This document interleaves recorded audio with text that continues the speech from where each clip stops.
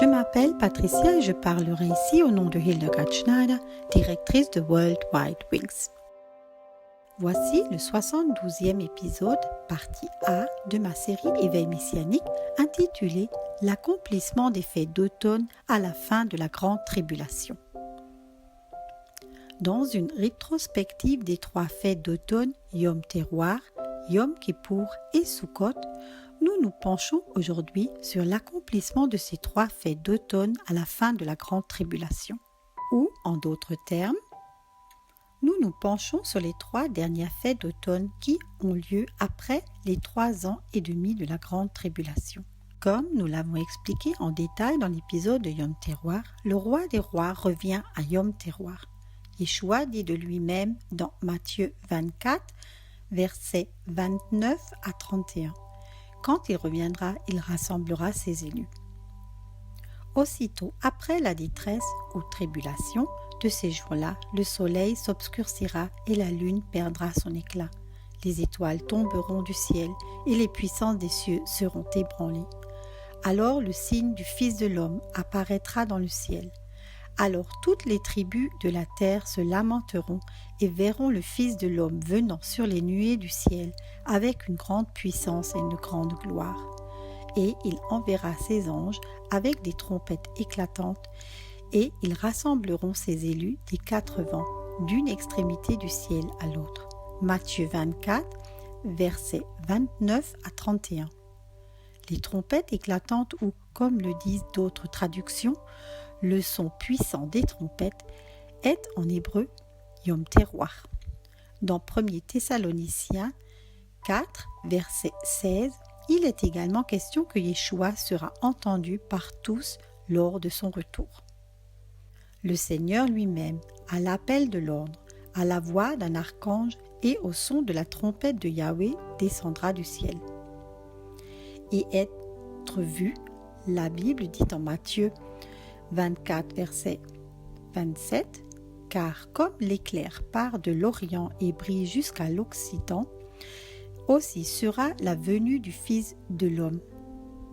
Et dans l'Apocalypse 1, verset 7, il est dit, « Voici, il vient avec les nuées, et tous les yeux le verront, et tous ceux qui l'ont percé se lamenteront à cause de lui, toutes les familles de la terre. » Le retour de Yeshua, précisément dans ce passage des Thessaloniciens, si souvent cité, sera un méga événement comme il n'y en a jamais eu auparavant sur la terre. Il ne s'agira pas d'un rapprochement secret avec lui. Alors d'abord les morts dans le Messie ressusciteront. Ensuite, nous les vivants qui serons restés, nous serons enlevés en même temps qu'eux sur des nuées dans les airs à la rencontre du Seigneur, et ainsi nous serons toujours avec le Seigneur. 1 Thessaloniciens 4, verset 17. Les morts d'abord, et nous qui sommes vivants et qui restons, serons enlevés vers Yeshua. Nous serons transformés de notre mortalité en immortalité.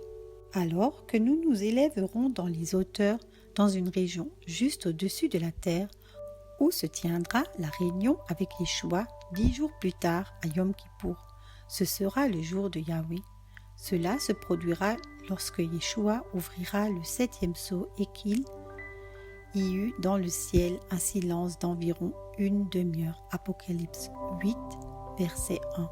Ensuite, 7 anges qui se tiennent devant Elohim reçoivent 7 trompettes. C'est alors que s'accomplit le nouveau jugement d'Elohim sur une humanité qui lui désobéit et se rebelle. Avant d'aborder le jour de Yahweh, une réflexion sur le retour de Yeshua s'impose. Yom Teruah est le premier Tishri, comme il est dit dans Lévitique 23, verset 23. Le premier jour du 7e mois, vous observerez le jour de repos avec la sonnerie des trompettes en souvenir, une sainte assemblée. Il en résulte que Yeshua ne reviendra pas au premier mois, ni au 2e, ni au 3e, ni au 4e, ni au 5e, ni au 6e. Cela signifie que, comme on le prétend si souvent, il peut venir à tout moment. Et l'affirmation selon laquelle on ne connaît ni le jour ni l'heure peut être vécue chaque année à Yom Teruah, car on ne sait jamais exactement à l'avance quand le premier croissant de la lune sera visible au mois de Tishri. Le prophète Sophonie décrit en détail ce que se passera le jour de Yahweh à Yom Kippour. J'arracherai, oui, j'arracherai tout de la surface de la terre, dit Yahweh. J'arracherai les hommes et les bêtes, j'arracherai les oiseaux du ciel et les poissons de la mer et les tas des ruines avec les méchants. J'exterminerai les hommes de la surface de la terre, dit Yahweh. Sophonie 1, versets 2 à 3. Yahweh jugera la terre en la purifiant complètement. Il reviendra sous la forme d'un feu dévorant, ce qui permettra de purifier complètement la terre. Soyez tranquilles devant Yahweh l'Éternel, car le jour de Yahweh est proche, car Yahweh a préparé un sacrifice, il a sanctifié ses invités.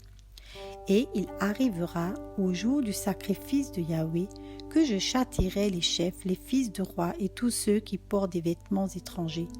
En ce jour-là, je châtierai tous ceux qui sautent par-dessus le seuil, tous ceux qui remplissent la maison de Yahweh de violence et de fraude. Et cela arrivera ce jour-là, dit Yahweh. Écoute, un cri de la porte des poissons, un hurlement de la ville nouvelle, un grand fracas des collines. Pleurez, habitants de Maktesh, car toute la population des marchands est détruite. Tous ceux qui pesaient l'argent sont exterminés. Sophonie 1, versets 7 à 11. Au moment du jugement, nous nous trouvons au cœur de Jérusalem. La porte dans ce passage biblique est la porte de Damas, située dans la vieille ville musulmane, marquée par les marchands de souvenirs, c'est-à-dire les habitants de Maktesh. Ce quartier sera le premier à être touché le jour de Yahweh. En ce temps-là, il arrivera que je fouillerai Jérusalem avec des lampes et que je châtierai les hommes qui sont assis sur leur lit et qui disent dans leur cœur « Yahweh ne fait pas de bien et ne fait pas de mal ». Sophonie 1, verset 12. En d'autres termes, ces hommes disent que Yahweh ne joue aucun rôle. Au contraire, Yahweh fouillera Jérusalem avec des lampes pour chercher ses impies. Personne, oui, personne ne sera caché aux yeux de Yahweh, et tous ceux qui sont encore sur la terre seront frappés. Le grand jour de Yahweh est proche, il se hâte. Écoutez, le jour de Yahweh est amer. C'est alors que même le héros crie. Ce jour est un jour de fureur, un jour de détresse et d'angoisse, un jour de ravage et de désolation, un jour de ténèbres et d'obscurité, un jour de voûte et d'obscurité nuageuse, un jour de corps et de cris de guerre contre les villes fortifiées et contre les hauts créneaux. Et je ferai trembler les hommes, de sorte qu'ils marcheront comme des aveugles, parce qu'ils ont péché contre Yahweh. Leur sang sera répandu comme de la poussière et leurs entrailles comme du fumier. Même leur argent, même leur or ne pourront les sauver au jour de la fureur de Yahweh. Et par le feu de sa jalousie, toute la terre sera dévorée. Car c'est la destruction, oui, l'épouvante qu'il provoquera chez tous les habitants de la terre. Sophonie 1, versets 14 à 18. Un jour épouvantable et terrible qui entraînera la destruction de tous les habitants de la terre qui seront sur la terre à ce moment-là. L'humanité ne survivra pas au jour de Yahweh. Et qu'en sera-t-il de nous? Nous nous souvenons que nous sommes en haut dans les nuages avec Yeshua. Nous nous souvenons en silence pendant une demi-heure. Puis, 5 jours plus tard, avec le début de la fête des tentes, comme il est dit dans Lévitique 23, 33. Le 15e jour de ce 7e mois, c'est la fête des tabernacles pendant 7 jours pour Yahweh. Nous descendons tous sur la montagne de Sion, et il existe de nombreuses interprétations selon lesquelles le repas de noces de l'agneau aura lieu à ce moment-là. Cela se reflète également dans les coutumes de mariage de l'ancien Israël, dans lesquelles l'époux et l'épouse restaient dans leur chambre nuptiale pendant 7 jours après la cérémonie. Un témoin se tenait devant la porte et veillait à ce qu'il ne soit pas dérangé.